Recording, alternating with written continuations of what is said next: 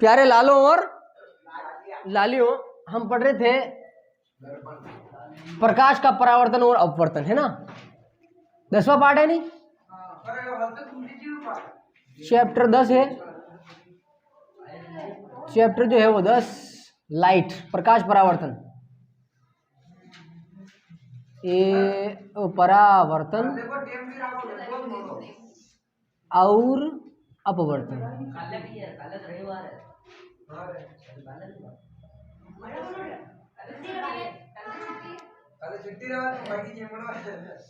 देखिए अब जो भी है वो बाकी बाद में करेंगे बात, अभी अपन जो है अपन चैप्टर की बात करते हैं, ठीक है? तो हम पढ़ रहे थे समतल दर्पण, मतलब बाकी की बातें सब कर ली थी। समतल दर्पण में प्रतिबिंब कैसे बनता है पढ़ लिया था। अब नेक्स्ट टॉपिक क्या आता है अपना, ठीक है? नेक्स्ट टॉपिक क्या है भाई? गोली दर्पण है।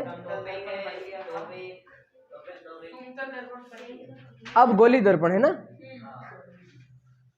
अब यहां पर आप टॉपिक डालेंगे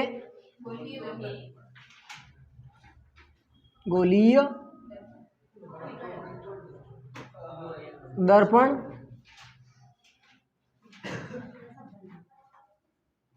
और प्रतिबिंब निर्माण।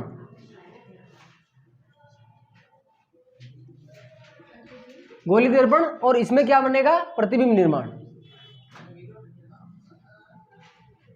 और प्रतिबिंब निर्माण के लिए हमें किरण आरेख बनाना पड़ेगा। कौन सा आरेख बताओ? किरण आरेख। इसको अंग्रेजी में कहते हैं रे डायग्राम, ठीक है? तो किरण आरेख बनाएंगे अपन और सारणी के माध्यम से बनाएंगे। और सारणी को याद नहीं करनी है, सारणी जो है उसको याद नहीं करनी है। याद करने जैसी मैं बात बताऊंगा ही नहीं कि आपको उसको याद करना है, ऐसे लोड लेने की जरूरत नहीं है, आओ करने की कोई जरूरत नहीं है। सारी चीज़ें ऐसे ही याद हो जाएगी, करने की जरूरत नहीं आपको, ठीक है? तो ऐसी बात है। एक बार आप टॉपिक डाल दो।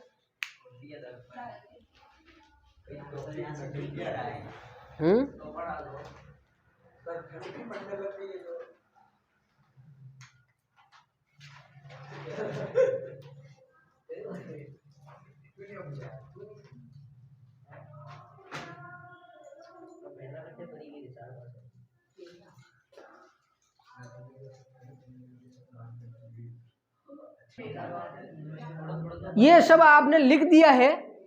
क्या कर दिया है? लिख दिया है। अब लिखने, हाँ साइड में लिख दे, अंडे देख लिख दे, ठीक है? इतनी देर तो पूरी बटने पहले तो मानो तुम बातें कर रहे हो, कार्य मस्कराया कर रहे हो तो इतनी देर तो। ओहो पेन नीला दे रहे ने, अरे अटे गलत लिखी दो रे। परावर लिखी दो, परावर तन लिखना रे। तन तन तो बोली जा। तन कहते हैं शरीर को। तन किसको कहते हैं? कहीं हाँ वो यो तन डमाते था लगी जो मुंह कहीं गिरो। तन रो मतलब है शरीर, कहीं वे तन रो मतलब है शरीर, काया रो मतलब भी शरीर में। तन कायान देह, जिसको अपन कहते हैं दही। दही मतलब नहीं ना मनक नहीं के गावड़ा में के गोलियां दवाएं नहीं ली पर दही नहीं मानी रो। दही देह, देह देह मतलब शरीर, ठीक है? तो तन कायान देह ये सब किसके नाम है? शरीर के नाम। किसके नाम है? शरीर के, ठीक है? हाँ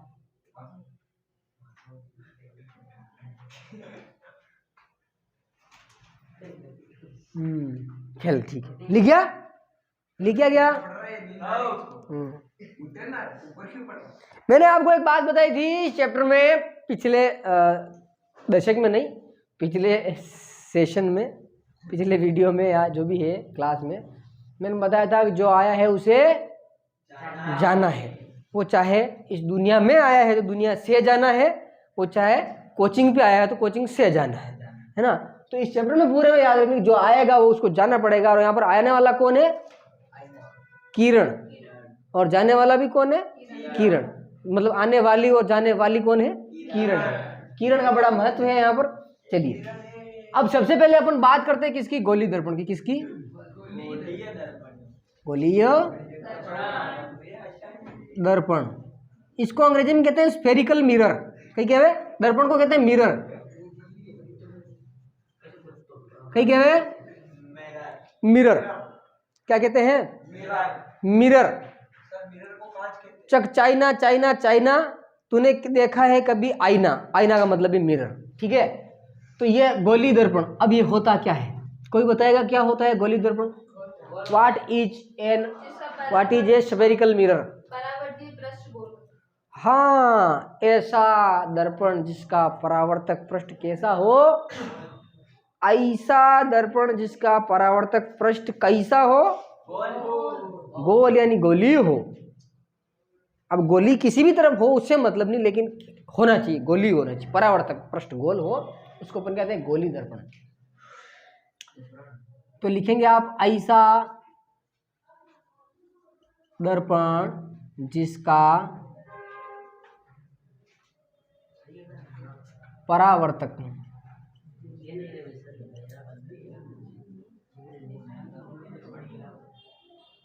पृष्ठ गोलीय हो, गोली दर्पण कहते हैं।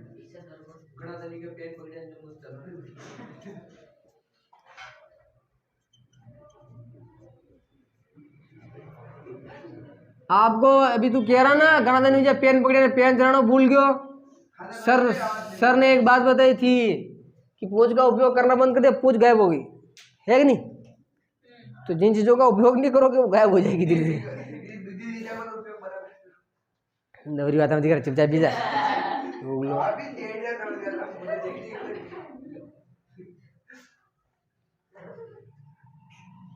तो जे ऐसा दर्पण जिसका परावर्तक पृष्ठ गोली हो, गोलीय दर्पण कहते हैं।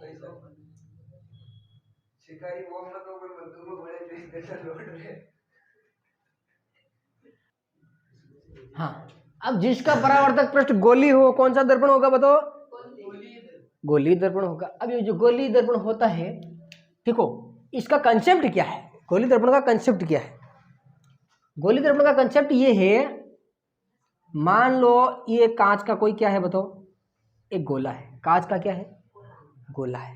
कांच का गोला है, खोखला गोला है। कैसा है? पूरा पैक नहीं होना चाहिए, मतलब अंदर से ठोस नहीं होना चाहिए, खोखला होना चाहिए, होलो। वो आप पढ़ते हो ना, पृष्ठीय क्षेत्रफल आयतन। ठोस बेलन है, ठोस गोला है, खोखला गोला है, खोखला बेलन है, ये खोखला वाला है। अब इस खोखले गोले को पूरा ऐसे पूरा गेंद के समान, ठीक है। अब इसको मान लो मैंने ऐसे कहीं से काट दिया, कर दिया, क्या कर दिया? काट दिया। इधर से काट दिया तो बताओ ऐसा, ऐसी शेप इधर आ जाएगी कि नहीं आ जाएगी बताओ? ये ऐसी शेप इधर आ जाएगी कि नहीं आ जाएगी अलग से निकल के? और इधर जो शेप बचेगी वो कैसी बच जाएगी? ऐसी शेप इधर बच जाएगी कि नहीं बच जाएगी? बचेगी। तो इस गोले से ये जो कांच निकला है काट के, अब ये कैसा है? ऐसा है, ठीक है। अब अपन क्या करते हैं, क्योंकि ये ऐसे एक शेप पूरी गोल गोल है ना, पूरी गोल ऐसी शेप निकली है, इस शेप के या तो इस साइड में पॉलिश कर दे चांदी की, या फिर इस साइड में पॉलिश कर दे चांदी की। दोनों में से किसी एक साइड में जैसे ही पॉलिश की जाएगी तो क्या बन जाएगा बताओ? दर्पण। क्योंकि ये गोलमाल है, पूरा पूरा क्या है? गोलमाल है। ये गोल है इसलिए इसको कहते हैं गोली दर्पण। गोली दर्पण जो होते हैं किसी गोले के भाग होते हैं, किसी गोले के भाग होते हैं, ठीक है। तो अब इसके किसी भी एक साइड पे, मान लो ये है, मैंने इसके बाहर वाली साइड पे यहाँ पर कलई कर दी यानी पॉलिश कर दी, पूरा ये पॉलिश्ड, ये सरफेस पूरी पॉलिश्ड है बटने भी। ये अंदर वाली जो साइड है वो परावर्तक हो जाएगी, इस तरफ पॉलिश की जाएगी तो। और अगर मैंने इसके इधर वाली साइड पे पॉलिश ना करके अंदर वाली साइड में, इसमें यहां पर पूरी में अंदर पॉलिश कर दी, तो ये वाली साइड परावर्तक हो जाएगी, ठीक है। तो फिर इस प्रकार का जो दर्पण होता है उसको दिखाने के लिए हम क्या करते हैं, उसको बताने के लिए अपन क्या करते हैं, अपन ऐसा नहीं बनाते, क्योंकि ये 3D से थोड़ा मुश्किल होता है, बोर्ड 2D है इसलिए। तो फिर हम क्या करते हैं, फिर हम बनाते हैं ऐसे, क्या करते हैं? ऐसे और ऐसे। अब इसमें मैं यहां पर पॉलिश कर रहा, इसमें मैं यहां पर पॉलिश कर रहा, ठीक है। अब ये कौन सा दर्पण, ये कौन सा दर्पण, ये कौन सा दर्पण?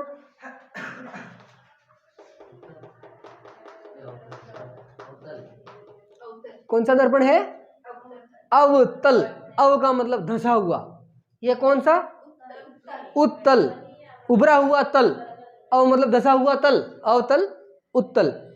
और तल कौन सा? जो परावर्तक तल है, वो जिस तरफ पॉलिश होगी उसका विपरीत वाला जो होगा वो परावर्तक होगा, लाइट को रिफ्लेक्ट करेगा, परावर्तित करेगा। इसमें ये वाला पृष्ठ परावर्तन करेगा, इसमें ये वाला पृष्ठ परावर्तन करेगा, ये पॉलिश है। ये कौन सा कहेंगे इसको? अवतल। कौन सा है? अवतल। और अवतल क्या है? दर्पण। और ये कौन सा है? उत्तल, उत्तल दर्पण। अब ये दोनों दर्पण हो गए, तो इसका मतलब क्या हुआ? गोलीय दर्पण कितना प्रकार का हो गया? गोलीय दर्पण कितने प्रकार के हैं?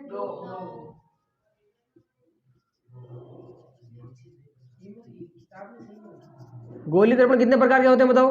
2 प्रकार के। नाम क्या लिखोगे? नंबर 1 और नंबर 2। क्या क्या नाम बताए? उत्तल और अवतल। अंग्रेजी में इसको कहते हैं कॉन्वेक्स। कहीं कहते CONVEX, कॉन्वेक्स मिरर। और ये कॉनकेव, CAV। यहाँ पर केव का मतलब होता है गुफा। केव का मतलब क्या होता है? गुफा। कॉनकेव, कोण की शेप में गुफा। अब कोण की शेप में, ये कोण की शेप में एक तरीके से गुफा हो गई, ये इस प्रकार का दर्पण, ये गुफा टाइप हो गया ना, कॉनकेव। केव मतलब गुफा। तो अवतल उत्तल अवतल हो गए दोनों।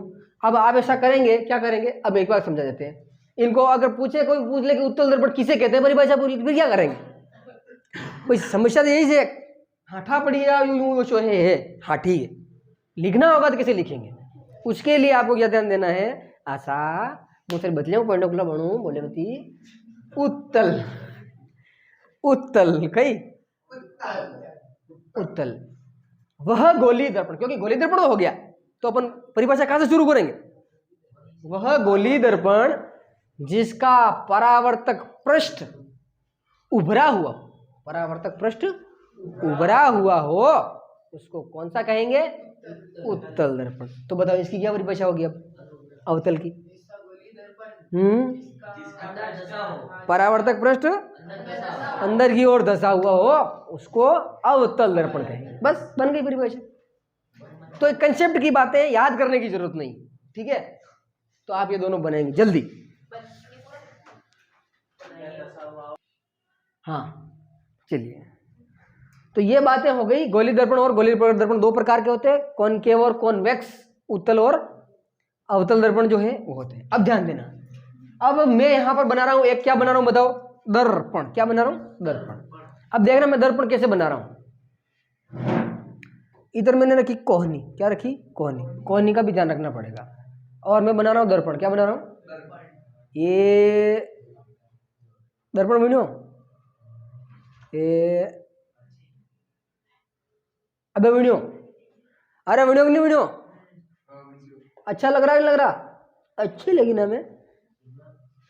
मैं तुझे देख नहीं रही थी, सिर्फ कावरा बावरा हो रहा था ना, है ना? और इसका मैं इधर एक खींचता, कुछ भी बहुत बढ़िया खींचता, और इधर पॉलिश करता। कौन सी? इधर। अब देवेंद्र बताएगा कि परावर्तक पृष्ठ कौन सा, इधर वाला कि इधर वाला? बता। अभी जस्ट मैंने तेरा कंसेप्ट क्लियर किया है, इधर वाला, क्योंकि इधर पॉलिश है। राइट, बजाओ ताली बजाओ, इसके लिए ताली बजाओ। इतना कंसेप्ट समझ में आना चाहिए। अब ध्यान देना, मैंने आपके सामने एक दर्पण बनाया है। क्या बनाया है? दर्पण। और एक रेखा मैंने यहां से यहां तक खींची है। कंसेप्ट और फैक्ट नंबर 1, ये जो दर्पण दिख रहा है, ऐसा दर्पण होगा पूरा गोल, ऐसा ऐसा। उसका कोई सेंटर पॉइंट होगा कि नहीं होगा? Centre point. उस सेंटर बिंदु को, मध्य बिंदु को, कटोरी जैसा होगा ना, उसका मध्य बिंदु, उसके मध्य बिंदु को कहते हैं ध्रुव। कहीं कह रहे? ध्रुव। कहीं कह रहे? ध्रुव। ध्रुव पी लिखते हैं इसको। पी का मतलब पोल, पोल का मतलब ध्रुव, ठीक है? इस बिंदु को, ये जो है ये। उसके बाद में देखिए यहां पर, क्योंकि ये दर्पण हमने किसी गोले से काटा था, नहीं काटा था? पहली फिर गोले का भाग है कि नहीं है। तो उस गोले का कोई मध्य बिंदु होगा कि नहीं होगा। मान लो ऐसा कोई गोला है तो उसका कोई सेंटर पॉइंट होगा कि नहीं होगा, होगा मध्य बिंदु, नियम वश में होगा। तो उसको अपन कहते हैं, मान लो इसका ये, मान लो ये गोला इतना बड़ा होगा, कितना इतना बड़ा होगा, मान लिया ऐसा होगा, तो उसका कोई मध्य बिंदु उस गोले का जहां से कांच काटा है वो यहाँ पे था मान लो, है ना। तो उस गोले का जो मध्य बिंदु होगा, उस मध्य बिंदु को कहते हैं अपन वक्रता केंद्र, ठीक है। और लिखते हैं इसको सी से, किससे, अंग्रेजी में कहते हैं सेंटर ऑफ कर्वेचर, ठीक है भाई, सेंटर ऑफ कर्वेचर। इस वक्रता के लिए केंद्र ये है। यहां से मैं पूरा गोला बना सकता हूँ प्रकार में, तो बात समझ में आ रही है। इस कांच का जो केवल कांच है, इसका मध्य बिंदु ध्रुव, और ये कांच जिस गोले का भाग है, किसी गोले का, उसका मध्य बिंदु वक्रता केंद्र, वक्र हाँ। तो वक्रता केंद्र समझ में आया। अब वक्रता केंद्र और ध्रुव से जाने वाली एक काल्पनिक रेखा या किरण को, वक्रता केंद्र और ध्रुव P, वक्रता केंद्र C, ध्रुव P से जाने वाली एक काल्पनिक रेखा, कोई रेखा वेखा नहीं होती है, हम मान रहे हैं ऐसा होता होगा, जाने वाली इस काल्पनिक रेखा को मुख्य अक्ष कहा जाता है। क्या कहा जाता है, कहीं क्या बताओ, मुख्य अक्ष, प्रिंसिपल एक्सिस, मुख्य अक्ष। कभी बताइए 3 की ध्रुव, वक्रता केंद्र, मुख्य अक्ष, बात समझ में आ गई। ध्रुव क्या है, दर्पण का मध्य बिंदु, वक्रता केंद्र क्या है, दर्पण जिस गोले का भाग है उसका केंद्र बिंदु, मध्य बिंदु नहीं, केंद्र बिंदु कहना है। दर्पण जिस गोले का भाग है उसका केंद्र बिंदु, वक्रता केंद्र। सी से लिखते हैं centre of curvature. Dhruv P अंग्रेजी में होता है इसलिए पी से लिखते हैं, पोल। मुख्य अक्ष को प्रिंसिपल एक्सिस लिखते हैं, इसका कोई नाम नहीं लिखते अपन, ठीक है। मुख्य अक्ष को मुख्य अक्ष प्रिंसिपल एक्सिस लिखते हैं। और अब ध्यान देना एक बात और, दूसरी बात क्या है, एम से लेकर एन, कांच इतना बड़ा है, दर्पण इतना बड़ा है क्योंकि प्रकाश की किरणें इस दर्पण के यहां से होकर पूरी गुजरेगी, यहां से टकराएगी, यहां से एंटर करेगी इसमें, इतने भाग में से, यहां से लेकर यहां तक। तो जैसे अपने कमरे का ये द्वार है, यहां से अपन एंटर करते हैं, तो इस कांच का भी ये क्या है, द्वार। क्या है, द्वार। इसको द्वार न कह के द्वारक कहते हैं। क्या कहते हैं, द्वारक। केवल द्वार नहीं कहते, द्वारक, अपार्चर कहते हैं इसको अंग्रेजी में, अपार्चर या द्वारक या द्वार अपन कहते हैं। द्वार अपना इसको कहते हैं, इसको अपन द्वारक कहते हैं क्योंकि यहां से क्या प्रवेश करेगी, किरणें प्रवेश करेगी। समझ में आई बात। तो एम एन क्या है, द्वारक, कही है, इन्हें यूं भी लिख सको, ठीक है, एक ही बात है। बात समझ में आई, कतरी बात आएगी, ये द्वारक हो गया। अब देखना, द्वारक ये हो गया, ये हो गया, ये हो गया। अब ध्यान देना, छोटी सी बात क्या है कि ये वक्रता केंद्र है और ये अगर कोई गोला था मान लो दर्पण, तो इसको अपन गोले की परिधि मान सकते नहीं मान सकते, परिधि तो है। तो आपको पता है कि जैसे वृत्त होता है या गोला होता है, उसके यहां से लेकर परिधि तक की जो दूरी होती है वो क्या होती है, त्रिज्या। तो इसका अपन यहां से यहां तक नाम क्या देंगे, वक्रता त्रिज्या। क्या कहेंगे, वक्रता त्रिज्या। और वक्रता त्रिज्या को लिखा जाता है आर से। कौन सी, यहां से लेकर यहां तक, मतलब यहां तक की दूरी, वक्रता त्रिज्या R. Radius of curvature R. बात समझ में आ गई। ये पूरी मैं इसको हटा देता हूं इधर से, ये निशान बना दिया है, ये एरो हेड कहते हैं, जिसकी जब एरोहेड की लिमिटेशन होती ना, तो उसको सामने ऐसे निशान बना देते हैं और इधर भी ऐसे निशान बना देते हैं, बस यहाँ तक सीमित, ठीक है, यूं, बाकी ऐसा नहीं बनाते। चलो ये अलग अलग नियम होते हैं। तो ये वक्रता त्रिज्या। और अब आगे देखो, सामान्य छोटे द्वारक के दर्पण। अब द्वारक समझ में आ गया? छोटे द्वारक का मतलब दर्पण मतलब छोटा, ये जो है छोटा हो, यहां से लेकर यहां तक की ऊंचाई कम हो तो उसको छोटा द्वारक कहते हैं। और छोटे द्वारक के दर्पण में इस C और इस P, C का मतलब वक्रता केंद्र और P का मतलब ध्रुव, इन दोनों के ठीक लगभग ठीक बीच में, लगभग ठीक बीच में एक बिंदु होता है जिसको अपन F कहते हैं। क्या कहते हैं? F। इसको कहते हैं मुख्य फोकस। क्या कहते हैं? मुख्य फोकस, प्रिंसिपल फोकस। कौन सा फोकस? Principal focus. और किससे लिखेंगे? बड़े F से, ठीक है। दूसरा, इस फोकस बिंदु है ना, इन दोनों के बीच में फोकस बिंदु है, जस्ट लगभग जस्ट बीच में, जस्ट बीच में नहीं होता है, वास्तव में नहीं होता है, माना जाता है कि बीच में होता है, ठीक है, ध्यान रखना। हम कंडीशन लगा रहे हैं ना, छोटे द्वारक के दर्पण में ये बीच में होता है। तो इस फोकस बिंदु यानी मुख्य फोकस और ध्रुव के मध्य की दूरी, यहां से लेकर यहां तक की दूरी को अपन कहते हैं फोकस दूरी, और इसको छोटे f से लिखते हैं, फोकल लेंथ कहते हैं इसको, और छोटे f से इसको लिखा जाता है। फोकस, मुख्य फोकस जो है उसको अपन बड़े f से लिखेंगे, छोटे को छोटे, इस दूरी को अपन छोटे f से, ठीक है। कितनी बातें हुई? नंबर 1, नंबर 2, नंबर 3, ठीक है। 1 2 3 4 5 6 7, और क्या बचा? सारी 7 बातें हो गई। इतनी बातें आपको याद रखनी है, इतनी बातें आपको याद रखनी है। आप इस फोटो को एक बार बनाएंगे, फिर मैं और कुछ चीजें आपको बताता हूं। वो बात मूछ की हो रही है। किसकी?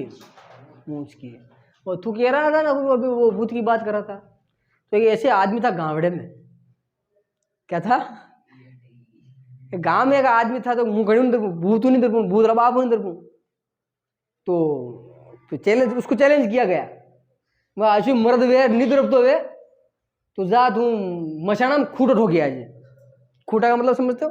खूटो, गाय भैंस बांधवा दे, डंडे ठोके जमीन में, तो वो गयो।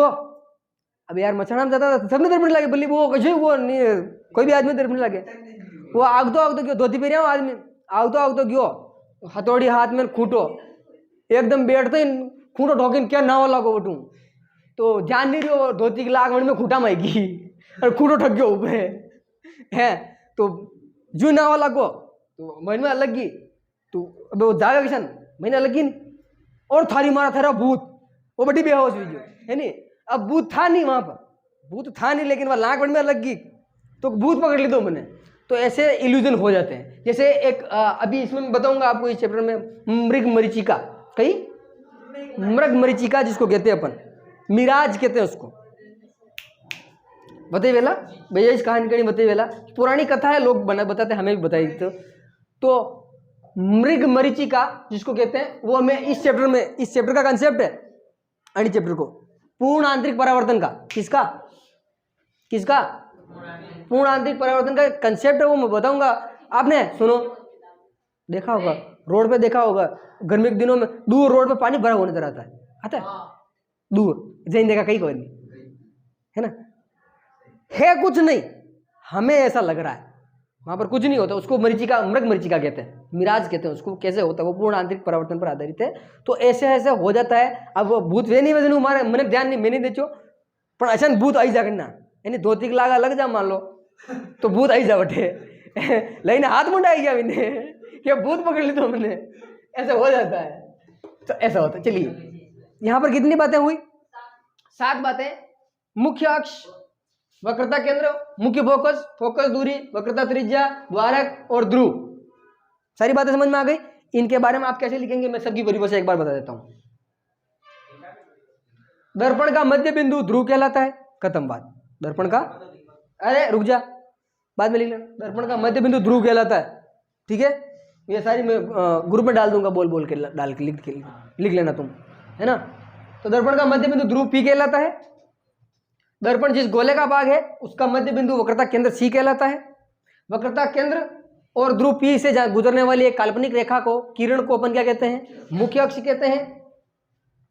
वक्रता केंद्र C और ध्रुव P के मध्य बिंदु को अपन कहते हैं मुख्य फोकस। हालांकि मुख्य फोकस की एक परिभाषा और है, बाद में आप बताऊंगा। तो मुख्य फोकस कहते हैं, ठीक है। मुख्य फोकस और ध्रुव के मध्य की दूरी को फोकस दूरी कहते हैं। मुख्य फोकस और ध्रुव के मध्य की दूरी को फोकस दूरी कहते हैं। वक्रता केंद्र C और ध्रुव P के मध्य की दूरी को वक्रता त्रिज्या R कहते हैं। दर्पण की ऊंचाई को दर्पण का द्वारक कहते हैं। ये सारी बातें कंसेप्ट है, फैक्ट है, इनको याद करने। ये अभी जो सारणी है उसमें आएगा, जब मुख्य फोकस पर हो, जब C पर हो, C से परे हो, वक्रता केंद्र पर हो, ऐसे आएगा तो समझने वाली बात। इसको मिटाएं, इसको मिटाएं क्या? अब इसको मिटा तो रहा हूं मैं लेकिन ध्रुव को रहने देते, क्योंकि ध्रुव का काम पड़ेगा अपने को। ये वक्रता केंद्र, अब मैं सुनो, अब मैं केवल सिंबल से लिखूंगा, नाम नहीं लिखूंगा। जैसे इधर मैंने क्या लिख दिया, ध्रुव P लिख दिया, मुख्य फोकस का F लिख दिया अपन ने, ठीक है। मुख्य अक्ष को कुछ लिखने की जरूरत नहीं है आपको, हाँ। द्वारक यहाँ पर लिखने की जरूरत नहीं है, मैन कुछ भी लिखने की जरूरत नहीं है।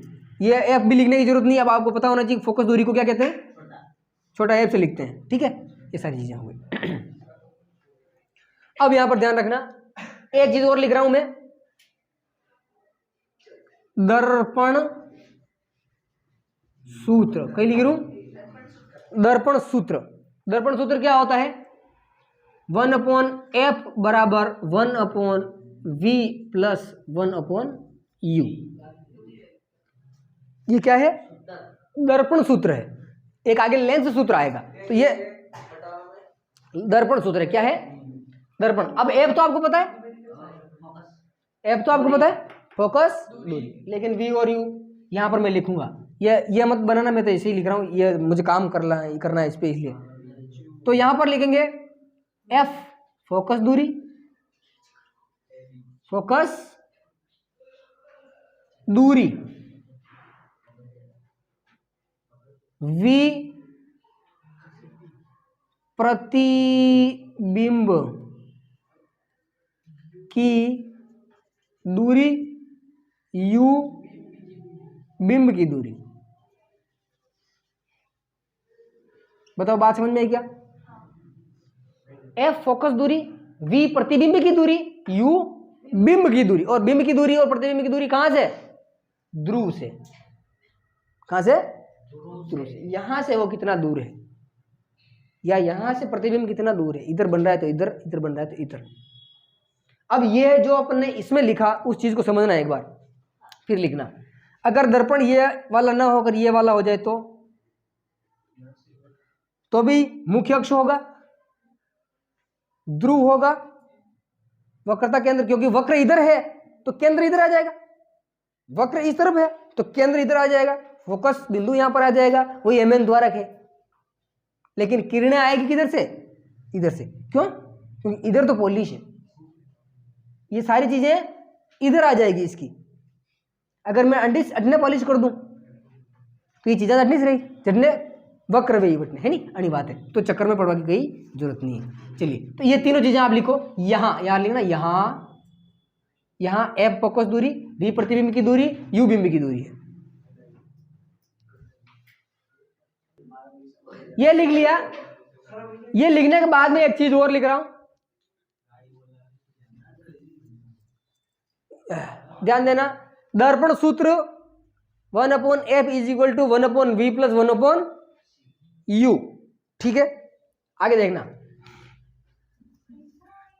आवर्धन किसका,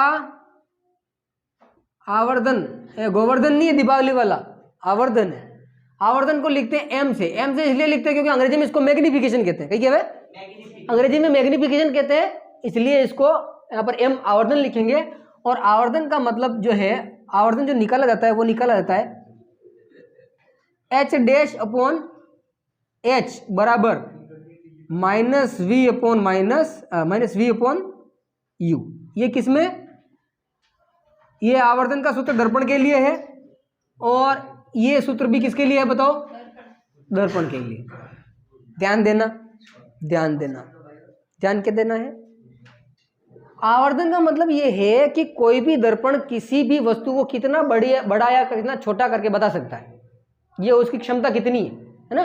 किसी वस्तु को बड़ा या छोटा करके बताने की क्षमता कितनी है, ये उसका आवर्धन कहलाता है। ठीक है, तो आवर्धन को अपन गणितीय रूप में मान निकालने के लिए, हाँ, तो आवर्धन m बराबर h डैश, कहिए यो h डैश अपॉन h बराबर माइनस वी अपॉन यू। हालांकि आवर्धन का फॉर्मूला इतना ही होता है। ठीक है, इन दोनों से भी अपन काम कर सकते हैं, इन दोनों से भी काम कर सकते हैं, इन दोनों से भी काम कर सकते हैं, जो अपने पास में अवेलेबल है। कैसे देखो, वो सवाल करूंगा वो समय बताऊंगा, लेकिन वापस ये लिखना, यहां क्या लिखना है, यहां h डैश प्रतिबिंब की ऊंचाई, ऊंचाई का मतलब हाइट, कितना बड़ा प्रतिबिंब है। h बराबर कहिए बताओ, बिंब की ऊंचाई, h कहिए बिंब की ऊंचाई, h डैश ऊपर हो गया ना, प्रतिबिंब की ऊंचाई h डैश, बिंब की ऊंचाई h। v और u तो आप समझ गए, v कही है प्रतिबिंब की दूरी है, u बिंब की दूरी, ये चीजें हैं। और m आवर्धन आपके सामने है ही। ठीक है, ये दोनों फॉर्मूले अलग हैं जो कि केवल दर्पण में लगेंगे, और ऐसे ही दो फॉर्मूले लेंस में होंगे, लेकिन उनके निशानों में अंतर होगा। लेंस में यहां पर माइनस हो जाएगा और यहां पर माइनस नहीं होगा लेंस के लिए, बस बदल जाएगा इतना सा निशान। तो ये दर्पण के लिए है, और यहां पर माइनस कर दें, यहां पर प्लस कर दें तो लेंस के लिए हो जाएंगे, बस अतरोक फर्क है। ठीक है, तो पहले केवल एक को याद रख लेना, दूसरा ऑटोमेटिक याद आ जाएगा। दोनों याद रखोगे तो डलर मलर हो जाएगा। ठीक है, इसलिए ये लिखो, लिखो। हाँ, दर्पण सूत्र हो गया 1/f = 1/v प्लस 1/u, और आवर्धन m बराबर h डैश अपॉन h बराबर माइनस v अपॉन u। यहां पर ध्यान देने वाली ये बातें हैं कि इन सूत्रों को आपको अच्छे से याद रखना है। अब यहां पर जो एक बात और है कि प्रतिबिंब की ऊंचाई और बिंब की ऊंचाई, ये ऊंचाई मापेंगे कहां से, मापनी है आपको मुख्य अक्ष से। ये जो मुख्य अक्ष है, इस मुख्य अक्ष से ऊंचाई मापनी, ऊपर है तो भी अक्ष से ही और नीचे है तो भी अक्ष से ही। ठीक है, कहां से मापनी है, मुख्य अक्ष से। देवेंद्रिया अभी देख थोड़ा ध्यान ओटे रहे, પછી समझ में नहीं आवे। दोनों ऊंचाइयां कहां से मापनी है, ऊपर से, नीचे से, सबकी दूरियां जो है वो अपन मुख्य अक्ष से नापेंगे। ठीक है, एक बात और इंपॉर्टेंट, सब बातें इंपॉर्टेंट है क्योंकि वो चीजें नहीं आएगी तो सवाल नहीं कर पाओगे। एक तो दो सूत्र याद रखने, एक ये शब्दावली, कौन कौन से बिंदु कहां पर है, इनके क्या नाम है। तीसरा एक अब और आ रहा है, इस फोटो को मैं एक बार मिटा देता हूं क्योंकि ये अभी बीच में दखल कर रहा है। एक आ रहा है जिसका नाम है कार्तीय चिन्ह परिपाटी, जो शायद होगी आपकी किताब में, कार्तीय चिन्ह परिपाटी है कार्तीय चिन्ह परिपाटी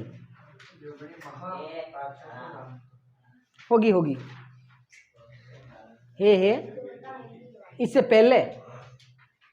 तो वो कार्तीय चिन्ह परिपाटी, यह बात समझ में आ गई ना, ये रट लेने। कार्तीय चिन्ह परिपाटी है, कार्तीय चिन्ह परिपाटी की बात कर लेते पहले। चलो कार्तीय चिन्ह परिपाटी इसी से समझेंगे। इसको मिटाऊं, मिटा दूं,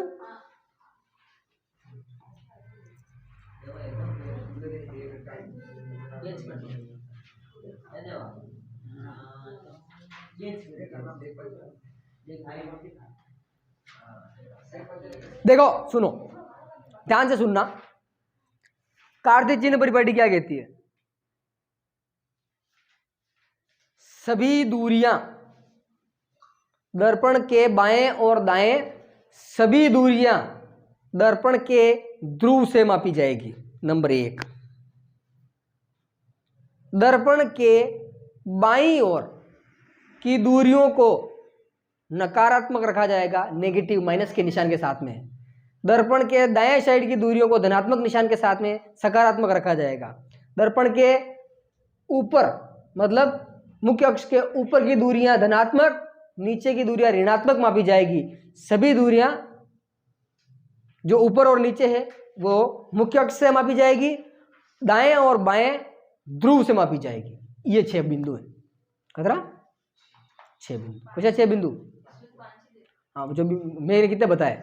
सभी दूरियां एक तो ध्रुव से मापेंगे, बाएं दाएं, बाएं ऋणात्मक, दाएं धनात्मक, 3 तो ये वेगी। और दर्पण से ऊपर और नीचे की दूरियां मुख्य अक्ष से मापेंगे, 1 ऊपर की धनात्मक, नीचे की ऋणात्मक, 3 ये वेगे, 6 पॉइंट हो गया। कितना पॉइंट हो गया? 6। अब ये कैसे याद रखोगे? दाएं बाएं वो फिर मार करो, तो टेंशन नहीं ले, मैं हूं ना, मैं हूं। मैं क्या बताऊंगा, मैं ये बता रहा, गणित में ग्राफ पढ़ा है आपने? गणित में ग्राफ, तीसरी प्रश्नावली में समीकरण हल करना हो, ग्राफ में निर्देशित करना, छायांकित भाग बताना वगैरह वगैरह, ठीक है। ये आपका क्या है बताओ?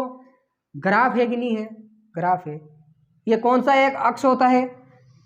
एक्स अक्ष। ये कौन सा? वाई अक्ष, जिसको इधर डैश और इधर डैश लिखते हैं। ये एक्स इधर से यहां पर कैसा होता है बताओ? धनात्मक आते नहीं आते? नंबर 1 2 3 4 अटूटा तक धनात्मक आवे नहीं आवे? यो मुख्य बिंदु ओ वे नहीं वे, मूल बिंदु, मूल बिंदु। और अटू अटने लिखा तो -1 -2 लिखा नहीं लिखा, तो अटने कैसे आवे? माइनस वाला आवे कि नहीं आवे? ऊपर धन वाला आवे नहीं आवे? नीचे माइनस वाला आवे नहीं आवे? तो यही तो निर्देशांक या कार्तीय निर्देशांक कही है, कार्तीय चिन्ह परिपाटी है। यही तो कार्तीय चिन्ह परिपाटी है। जो ग्राफ है वो का वो यहाँ पे लगाना है। ये बताओ ग्राफ जब टाइप दिख रहा है, दिख रहा? Same same. पी जो है वो ओ है, पी जो है वो ओ है। इधर से इधर से इधर क्या है बताओ? धनात्मक। इधर से इधर वाली दूरी कैसी मापेंगे? धनात्मक। इधर इधर यहां से इधर क्या है? ऋणात्मक। यहां से इधर की दूरी कैसे मापेंगे? ऋणात्मक। मतलब निशान माइनस का लगाना है आपको। इधर से ऊपर क्या है? तो इधर कोई आदमी खड़ा होगा ऐसे मान लो, तो अपन लिखेंगे कि ये 2 मीटर का है, 1 मीटर का, जो भी है, लेकिन धनात्मक, धन निशान के साथ में। मतलब निशान लगाना नहीं, धन को लगाने की जरूरत नहीं पड़ती। नीचे होगा तो क्या लगाएंगे बताओ? ऋण। यही तो है। और कहा कि ऊपर की दूरी यहां से मापनी मुख्य अक्ष से, नीचे की दूरी भी मुख्य अक्ष से नापनी। इधर की दोनों दूरियां कैसे मापनी? मुख्य बिंदु ध्रुव से। तो इधर की भी ध्रुव से, इधर की भी ध्रुव से। यही तो 6 बातें हैं, इसमें याद रखने की कोई जरूरत नहीं, ठीक है। अगर इस ग्राफ से जोड़ के नहीं पढ़ते तो फिर याद रहो, दाएं की दूरियां, बाएं की ऋणात्मक, दाएं की बाएं की, ऐसे हो जाता है दिमाग में। तो इसलिए ग्राफ आपको पता है तो ग्राफ से आपका सारा कंसेप्ट क्लियर। तो बात समझ में आ गई? कार्तीय चिन्ह परिपाटी नाम क्या है?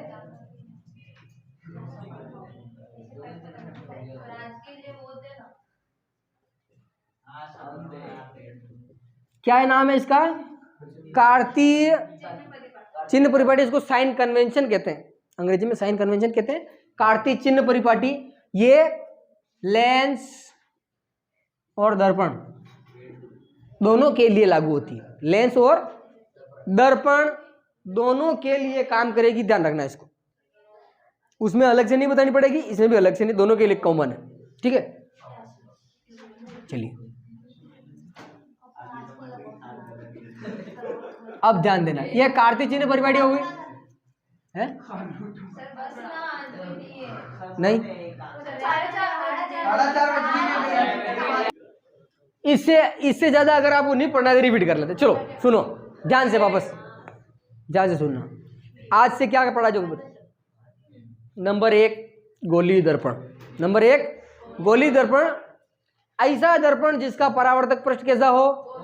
गोलीय हो, गोल हो, उसको कौन सा दर्पण कहेंगे? गोलीय दर्पण कहेंगे। गोलीय दर्पण 2 प्रकार के होते हैं, उत्तल अवतल। उत्तल जिसमें परावर्तक पृष्ठ उभरा हुआ हो, ऊ से ऊ दशा हुआ हो तो अवतल दर्पण, ठीक है। 2 प्रकार के दर्पण हो गए।